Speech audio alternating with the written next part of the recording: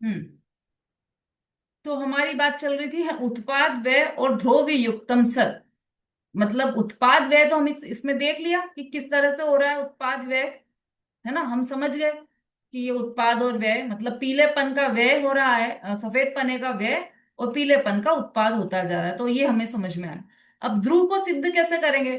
तो क्या करें, इसको जला दो। लेकिन अब तो नाश हो गया इसका। जलाने पर नाश होगा या नहीं इसका, अनीता जी? मैडम नाश तो नहीं होगा, नित्य क्यों रहे जो नाश नहीं होगा? ना इसको हम जला देंगे तब भी नाश नहीं होगा इसका? होगा मैडम, इसकी रेख बन जाएगी।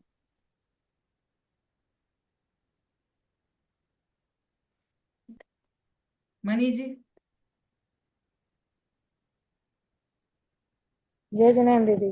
दीदी नाश नहीं होगा। इसको पूरा जला दें हम, थोड़ा नहीं पूरा ही जला देंगे तो? तो भी नाश नहीं होगा दीदी। द्रव्य का कभी नाश नहीं होता, वस्तु का कभी। ध्रुव हाँ, तो वो है ना। तो हमें कैसे पता कि ये द्रव्य है? यही तो पता करना है हमें। ये उत्पाद वे ध्रुव से युक्त है ना। उत, ये तो आपने उत्पाद बताया इसलिए समझ में आ गया, लेकिन पता कैसे करेंगे हम? उत्पाद व्यय का तो पता क्योंकि करेंगे। दीदी ध्रुव जला का? देंगे तो भी इसकी जला देंगे तो भी इसकी मिट्टी बन जाएगी, राख हाँ, बन जाएगी।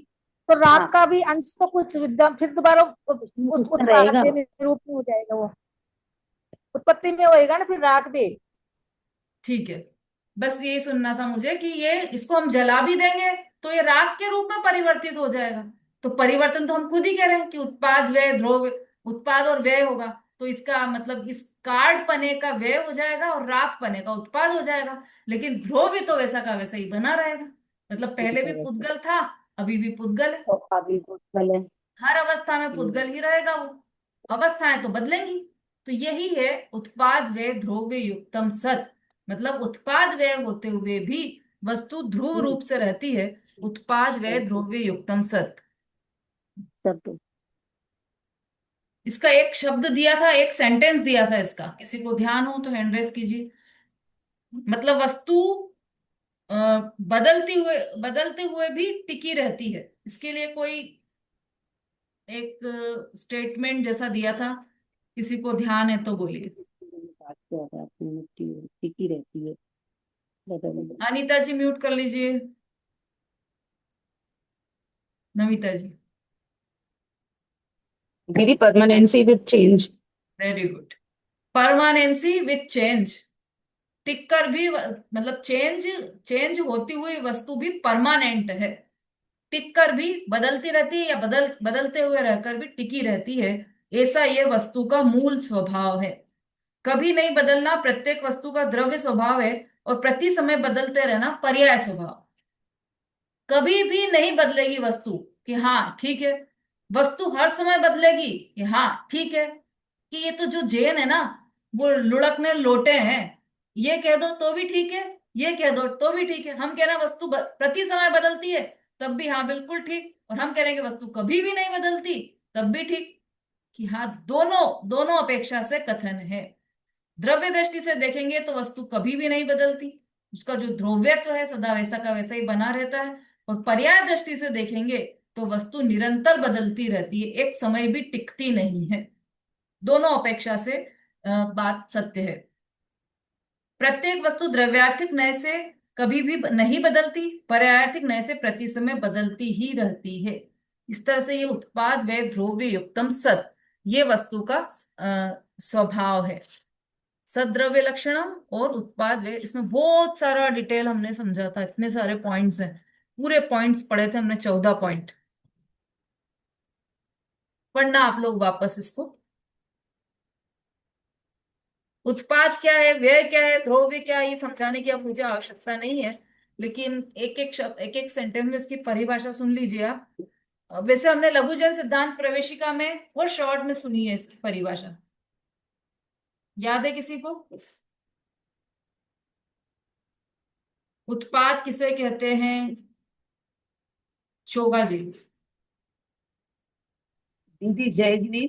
हम्म। द्रव्य में नवीन पर्याय की उत्पत्ति को उत्पाद कहते हैं हम। बहुत और बढ़िया। पूर्व पर्याय के त्याग को व्यय कहते हैं। नाश को, पूर्व पर्याय के नाश को हाँ, नाश के त्याग को त्याग, हाँ, और व्यय।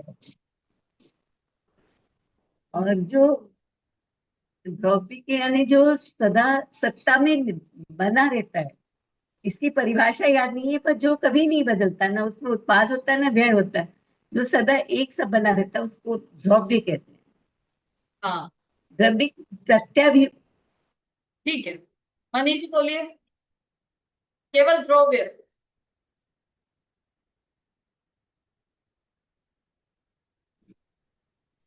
दीदी जो सदा विद्यमान रहता है, नहीं मतलब द्रव्य जिसका कभी नाश नहीं होता, द्रव्य स्थिर रहता है हमेशा। हम्म। तभी जोड़ रूप ज्ञान के द्वारा, मतलब ये उसका सोच था नहीं, बता रहा। जिस वस्तु का कभी नाश नहीं होता, हमेशा स्थिर रहता है, ध्रुव रहता है मतलब। तेल का भी कभी नाश नहीं होता है वैसे तो। चलिए कुंद प्रभा जी बोलिए जल्दी। हम्म जो जो अनादि अनंत है, सदाकाल रहने वाला है और जिसका उत्पाद और व्यय नहीं होता, उसे द्रव्य कहते हैं। ठीक है। समता भाभी। वो सदाकाल एक से रहती है ना, वो द्रव्य है। उत्पाद व्यय पर्याय में होता है।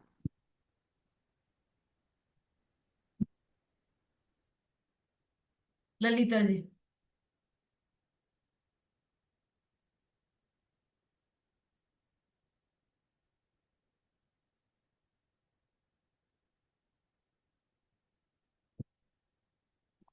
जो कभी नाश है, उत्पाद द्रव्य का कायम बना रहना, ध्रुव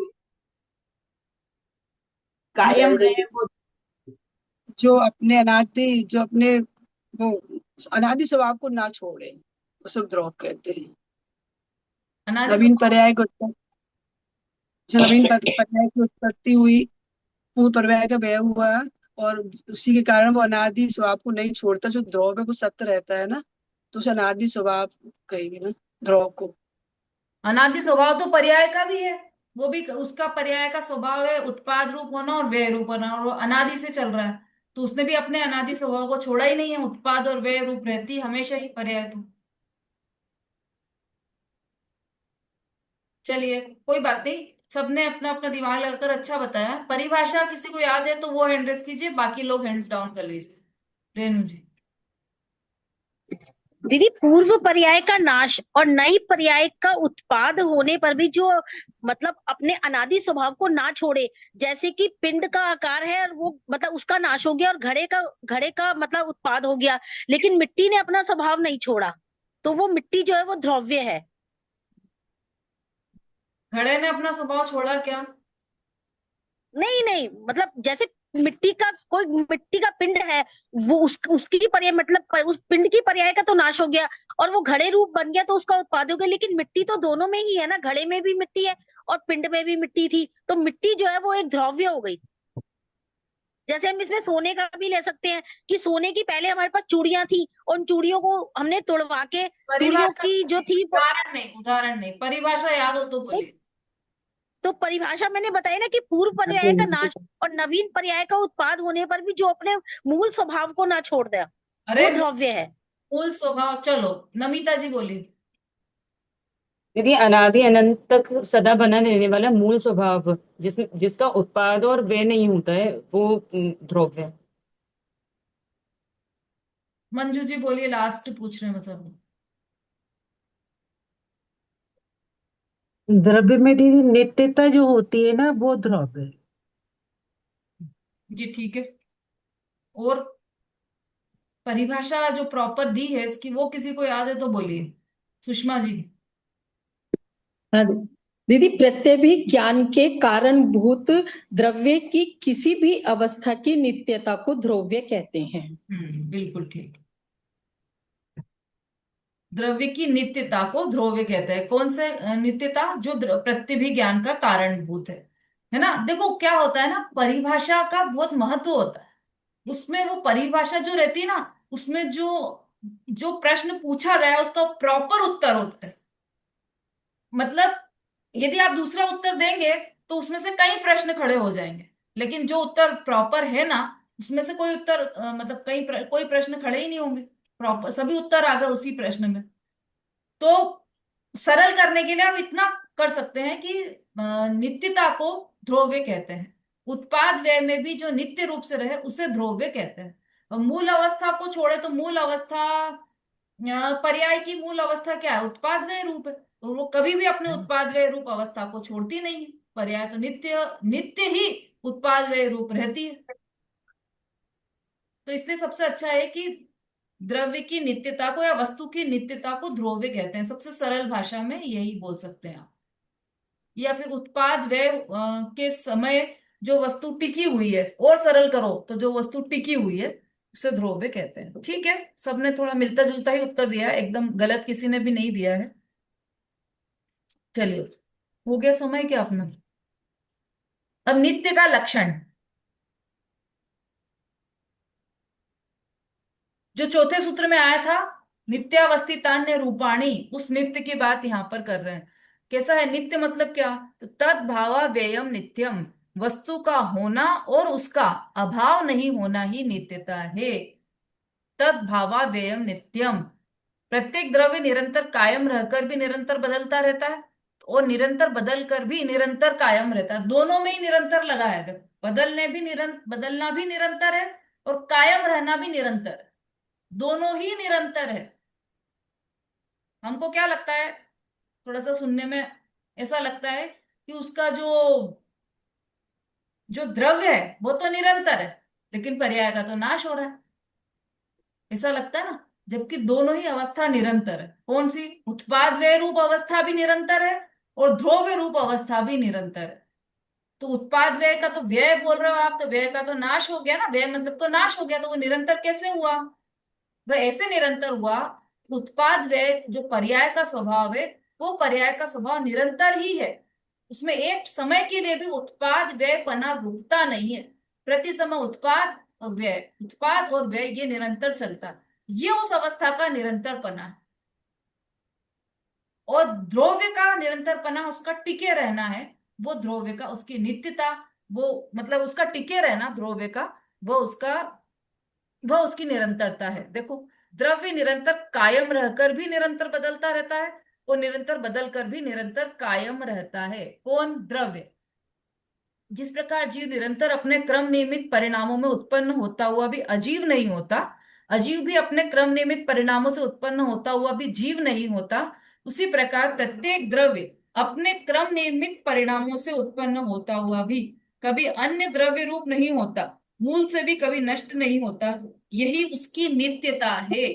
तद भावा व्ययम नित्यम, जो उसका भाव है वह नित्य है। उस भाव रूप रहते हुए वह द्रव्य नित्य है। उसका जो भाव है, जैसे पुद्गल है, तो पुद्गल का भाव है स्पर्श रस गंध वर्ण, तो उस भाव रूप पने से वह नित्य है। वह स्पर्श रस गंध वर्ण रूप पने से नित्य है। ठीक ठीक है। वस्तु का होना और उसका व्यय नहीं होना, तद भावा व्ययम नित्यम, व्यय नहीं होना, अव्यय।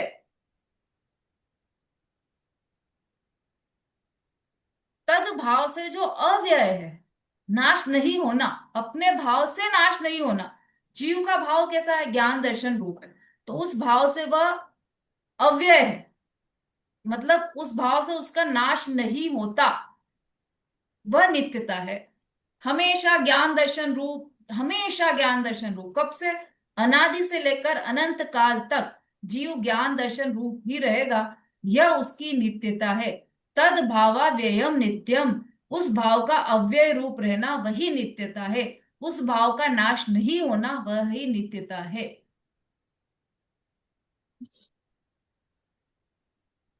देखो, अभी इसको और स्पष्ट कर रहे हैं इसमें। प्रत्येक द्रव्य अपने क्रम नियमित परिणामों से उत्पन्न होता हुआ भी कभी अन्य द्रव्य रूप नहीं होता। ये हो गया। जब हम किसी 25 वर्ष के नवयुवक को देखकर कहते हैं कि अरे सुरेश, तो इतना बड़ा हो गया, इतना बदल गया, जब तू 5 वर्ष का था तब मैंने तुझे खेलते देखा है। आपके इस कथन में यह बात अत्यंत स्पष्ट है कि वह 5 वर्ष का बालक पूरी तरह बदल गया है। फिर भी उसमें कुछ ऐसा है जिसके कारण तुमने उसे पहचान लिया, मतलब वो नित्यता है। तात्पर्य यह है कि बहुत कुछ बदल कर भी कुछ न कुछ ऐसा है जो नहीं बदला है ना, जो पर्याय है। पर्याय प्रति समय बदल रही है, और जो ध्रुव्य है वह तो बिल्कुल भी नहीं बदल रहा है ना। तो वो, अब ये जो द्रव्य है वह बदल रहा है कि नहीं बदल रहा है, तो उसको देखोगे आप तो अवस्था उसकी बदल रही है, और द्रव्य नहीं बदल रहा है, उसका वैसा का वैसा ही है। अवस्था कहाँ पर है, द्रव्य के किस हिस्से में है? वो पर्याय, पर्याय द्रव्य के किस हिस्से में पाई जाती है?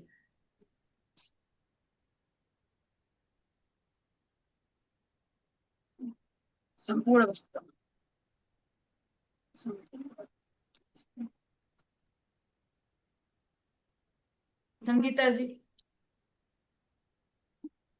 दीदी संपूर्ण अवस्था में पाई जाती है पर्याय।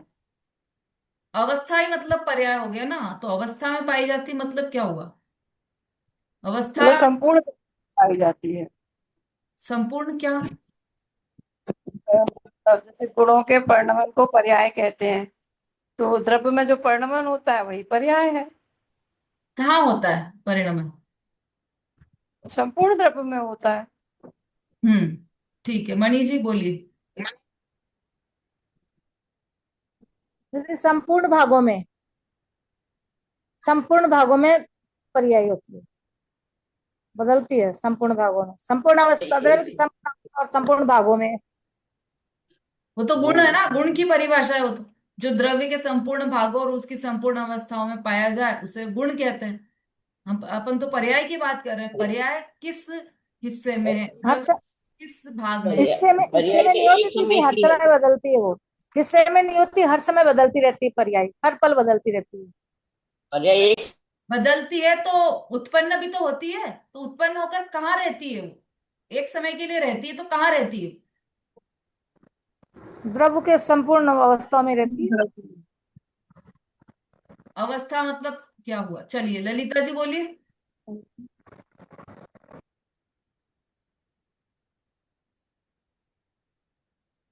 पर्याय निरंतर बदलती रहती है, एक समय की पर्याय है जब परिणमन होता रहता है पर्याय का।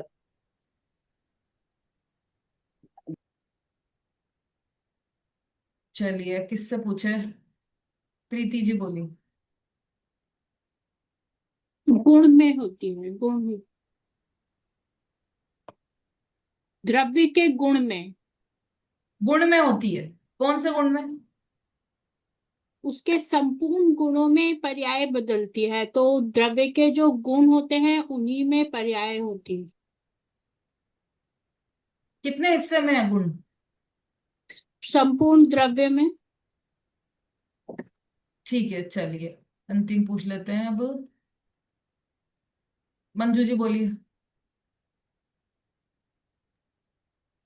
दीदी गुणों के विकार को ही तो पर्याय कहते हैं। हाँ हाँ, तो फिर जब गुणों में जब परिवर्तन होगा, वो पर्याय में भी परिवर्तन हो रहा है, ठीक है, तो वो संपूर्ण पर्याय में, मतलब संपूर्ण द्रव्य में ही चेंज हो रहा है ना। ठीक है। ये ना अलग से ये वाला विषय मैं ले चुकी हूँ जैन सिद्धांत प्रवेशिका में पूरा, और उसमें जैसे ये पूछा ना कि द्रव्य की किस हिस्से में हो रहा है परिणमन, तो पूरे हिस्से में हो रहा है, तो पूरा हिस्सा कितना है, प्रश्न तो यही था ना मेरा। तो द्रव्य के असंख्यात प्रदेशों में है पर्याय, पूरे असंख्यात प्रदेश में है पर्याय। पूरे असंख्यात प्रदेश में एक एक गुण पूरे असंख्यात प्रदेश में है। ऐसा नहीं हुआ कि कोई कोई हिस्से में, ऐसा नहीं है। असंख्यात प्रदेश, पूरे असंख्यात प्रदेशों में पर्याय है। जितना द्रव्य है, मान लो ये एक द्रव्य है, एक द्रव्य है, समझ लो एक परमाणु है ये पूरे जो द्रव्य है, इसके पूरे पूरी दूर, जितना ये समझ लीजिए ये एक परमाणु तो एक प्रदेश है, तो पूरे एक प्रदेश में इसकी पर्याय है। इसके पूरे एक प्रदेश में इसके गुण हैं, और पूरे एक प्रदेश जितना ये द्रव्य है, तो जितना बड़ा द्रव्य है उतना ही बड़ा गुण है और उतनी ही बड़ी पर्याय है। ठीक है, प्रदेश के मतलब क्षेत्र की अपेक्षा से बात कर रहे हैं हम।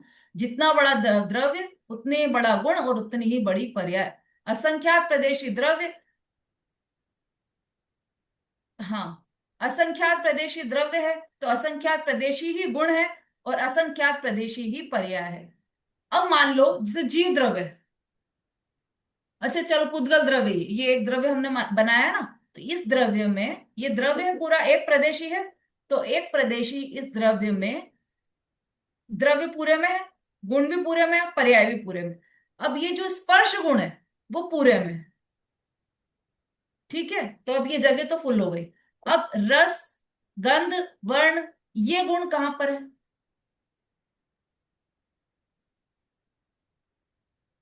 इसी में ही है। किसमें?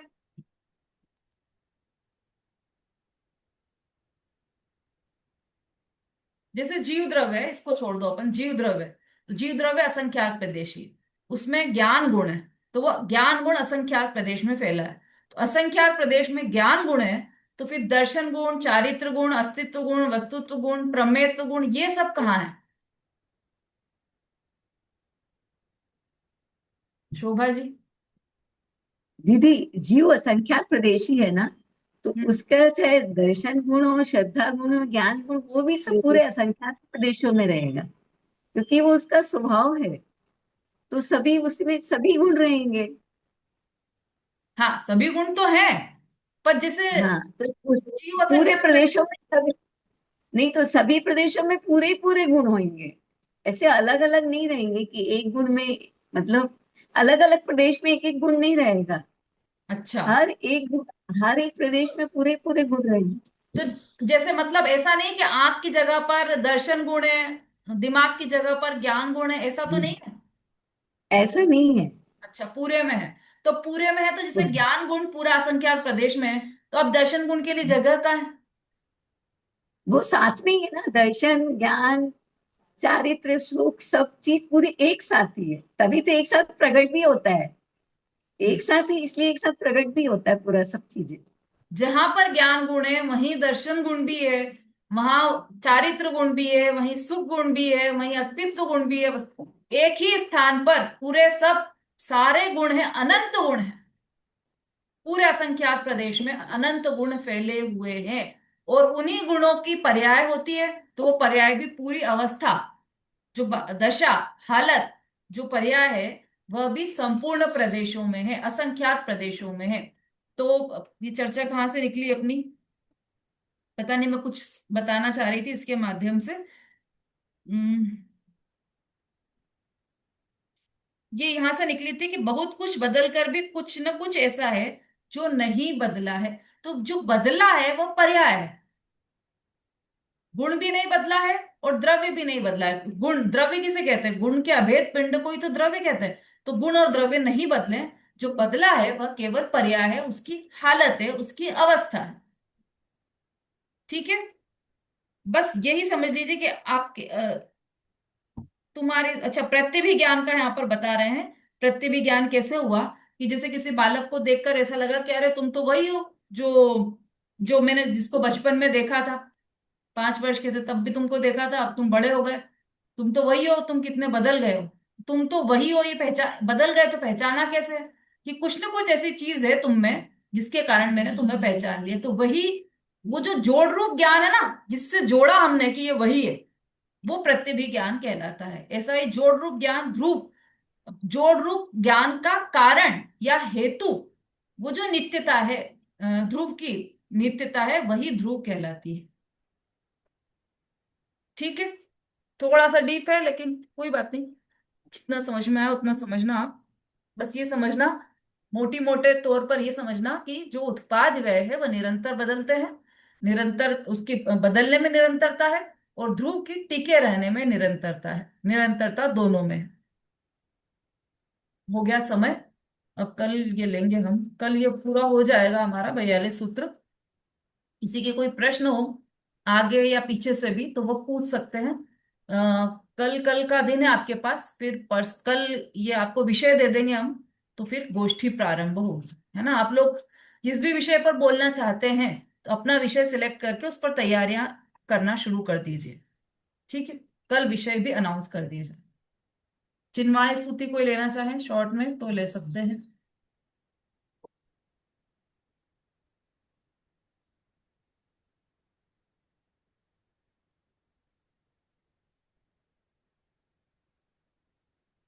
चलिए। जा वाणी के ज्ञान से सूझे लो कालो, सो वाणी मस्तक नमो सदा देत हुंडो। बोलिए जिनवाणी माता की जय। महान जैन धर्म की जय। आचार्य उमा स्वामी की जय। जिनवाणी माता की दीदी को जय जिनेंद्र, सभी को जय जिनेंद्र। सभी को जय जिनेंद्र। जय जिनेंद्र सभी को।